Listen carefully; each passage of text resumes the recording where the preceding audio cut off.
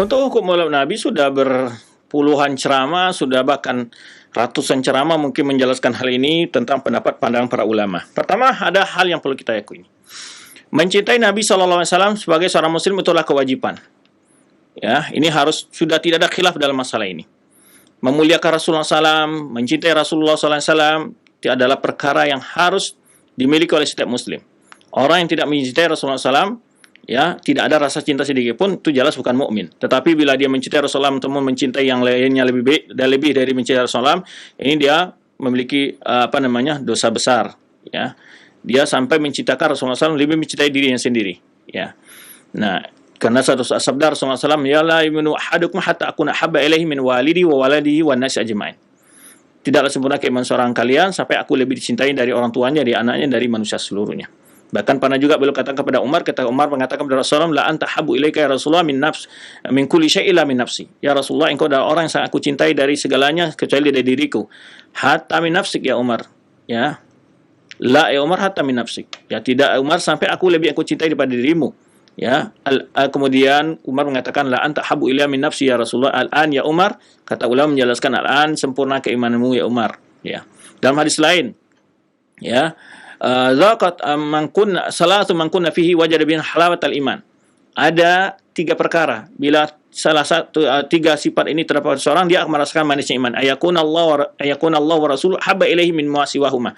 Bahwa Allah lebih dia cintai, bahwa Allah dan Rasulnya lebih dia cintai dari segalanya. Ya, ini dalil-dalil tentang sudah enggak perlu kita, hal ini sudah diakui oleh setiap muslim. Bagaimana kita mengaplikasikan cinta kita kepada Allah dan mengaplikasikan cinta kita kepada Rasulullah SAW? Tentu dia mengikuti sunnah beliau, mengikuti anjuran beliau, menteladani beliau. Itu maksudnya. Mempelajari agama yang beliau telah wariskan pada umatnya, mengamalkan sunnah-sunnah beliau. Ya, maka orang yang menjalankan sunnah beliau itulah orang hakikat yang benar-benar mencintai Rasulullah SAW. Nah, kalau kita lihat bagaimana sahabat mencintai Rasulullah SAW, mereka adalah orang-orang yang paling cinta pada Rasulullah SAW daripada kita hari ini. Ya, bahkan mereka mengorbankan jiwa dan harta mereka untuk membela Rasulullah SAW. Kemudian para tabi'in, kemudian tabi'in dan ulama-ulama besar lainnya. Itu semua adalah mereka-mereka orang yang sangat mencintai Rasulullah SAW. Taib. Kalau kita lihat, pernah nggak Rasulullah SAW, pertama tentang hari kelahiran beliau, itu khilaf para ulama banyak sekali. Ya, khilaf tanggalnya, bulannya juga berbeda-beda pendapat ulama, walaupun banyak merujukkan yaitu 12 Rabiul Awal. Dan yang lebih tepat lagi, yang tidak ada khilafnya adalah masalah hari meninggalnya Rasulullah SAW.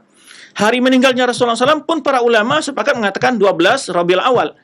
Jadi kalau kelahiran beliau justru ada perbedaan. Tapi kalau meninggalnya beliau malah semuanya mengatakan 12 Rabiul Awal.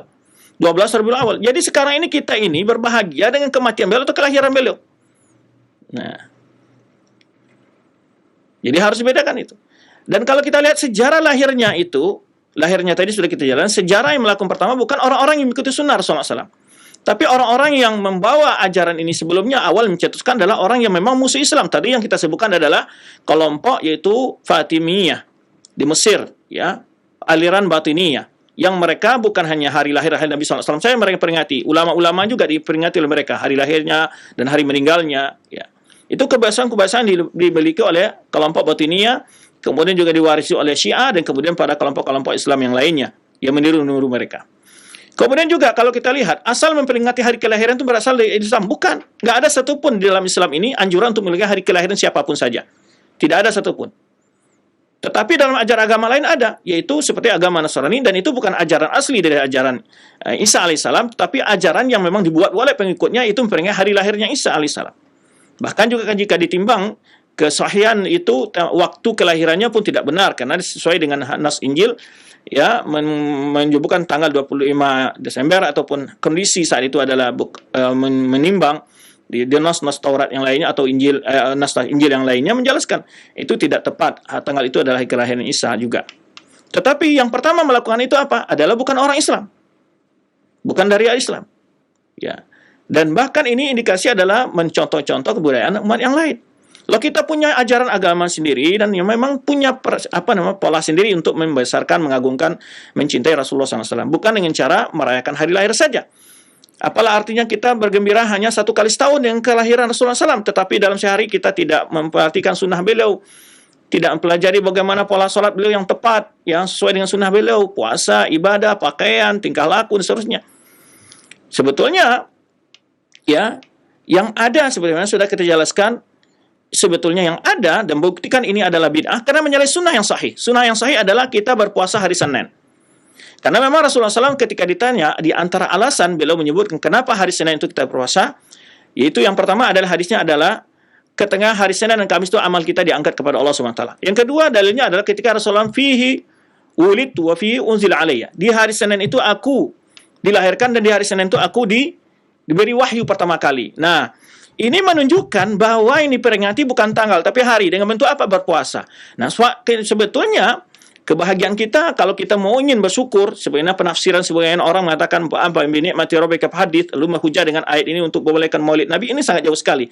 Ayat ini sudah dipahami oleh para sahabat, tidak ada satupun dari ulama yang memahami ayat ini adalah maksudnya memperingati maulid Nabi. Tetapi maksudnya menceritakan mensyukuri nikmat Allah yang telah berikan kepada kita. Bentuknya bagaimana? Rasul kita mencontohkan bahwa biasanya Rasul kita SAW ketika mensyukuri nikmat Allah banyak dikaitkan dengan berpuasa. Seperti ketika memulai puasa Asyura. Itu ketika mensyukuri tentang diselamatkannya Musa oleh Allah SWT dari kejaran Fir'aun 10 Asyura. Prakteknya ritualnya apa? Berpuasa. Kemudian ketika beliau melihatkan tentang bagaimana hari lahir beliau menyebut ketika disebutkan tentang salah satu alasan puasa hari Senin adalah ketika beliau menyebutkan itu hari beliau dilahirkan. Nah, ini sebetulnya sunnahnya ada sebetulnya, yaitu dengan berupaya untuk puasa hari Senin. Itu salah satu indikasi atau alasan Rasulullah SAW menganjurkan kepada umatnya untuk berpuasa hari Senin itu. Wallahu a'lam bishawab. Ini yang kita ketahui yang ada dalilnya. Ya. Berbeda dengan berhindar kita dari segala perbincangan bid'ah atau tidak bid'ah. Kalau masalah bid'ahnya ada 2 jilid kitab yang membahas dari situ. Ya, termasuk dari ulama Maliki yang membahas, seluruh ulama ada membahas tentang itu, dikumpulkan dalam satu kitab ya hukum Maulid Nabi itu. Banyak sekali ulama yang telah menjelaskan hukum tersebut. Bahkan salah satu ulama di negeri kita, Abdul Hasan Asy'ari, dalam kitab beliau membahas dalam kumpulan kitab beliau itu membahas. Beliau menceritakan satu tindakan yang tidak baik dalam Maulid Nabi sampai-sampai beliau melihat adanya joget-jogetan dan dandangan yang beliau sebut dari satu daerah di Madiun. Beliau itu ada dalam kitab beliau. Menyebutkan hal itu, beliau kritisi. Ini bisa membawakan kepada beliau sifat kekufuran kata beliau karena ini adalah menghalalkan perkara-perkara yang sudah jelas haramnya. Itu beliau jelaskan.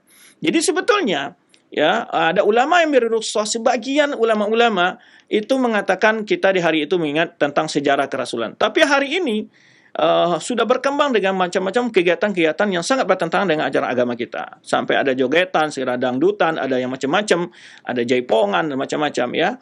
Dan tentu hal ini bahkan ucapan-ucapan salawat yang sudah tidak lagi pada rel yang benar, ya sudah dijadikan sebagai dendang-dendangan yang sebagai akan bagian dari bentuk Allah. Ini naudzubillah min dzalik.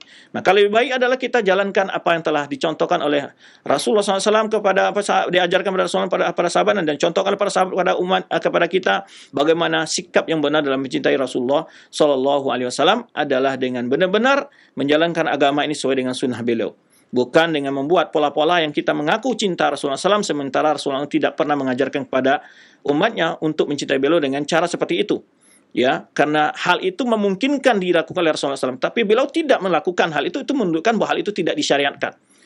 Ya, jika suatu perkara itu tidak hal yang ada menghambat untuk hal itu dilakukan oleh Rasulullah, dan Rasulullah tidak melakukannya, kemudian para sahabat pun tidak mencontohkannya, itu menunjukkan bahwa perkara itu amdan turk dan sunnahnya itu ada ditinggalkan.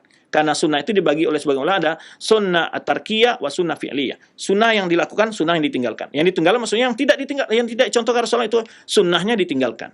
Itu maksudnya. Wallahu a'lam bishawab.